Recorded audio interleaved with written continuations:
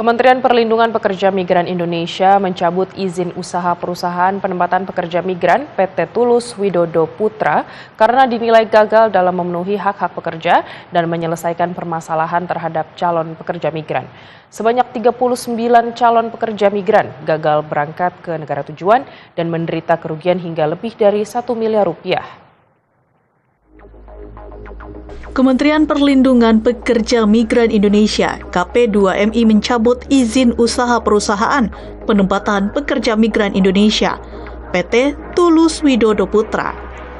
Pencabutan izin usaha merupakan sanksi maksimal yang tertuang dalam Keputusan Menteri P2MI nomor 274 tahun 2026 tertanggal 17 Maret 2026. Perusahaan PT Tulus Widodo Putra dinilai gagal dalam memenuhi hak-hak pekerja dan menyelesaikan permasalahan terhadap calon pekerja migran serta terjadi pelanggaran berulang.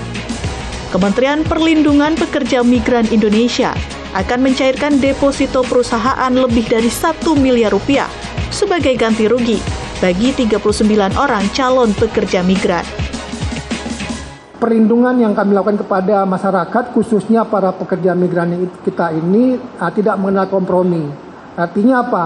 Kami juga tidak ingin dikatakan semena-mena. Apa yang kami lakukan? Kami sudah melakukan langkah-langkah persuasif. Ya, jadi sebelum pencabutan, kami telah berupaya melakukan apa? Klarifikasi, edukasi, hingga pemanggilan resmi sebanyak 2 kali. Namun, Bapak Ibu sekalian, 2 kali panggilan tersebut tidak diindahkan. Jadi perusahaan tidak menunjukkan itikat baiknya. Itu namanya deposit. Tapi sebagai dana disetor sebagai sebuah perusahaan, dia harus menyetor 3 miliar.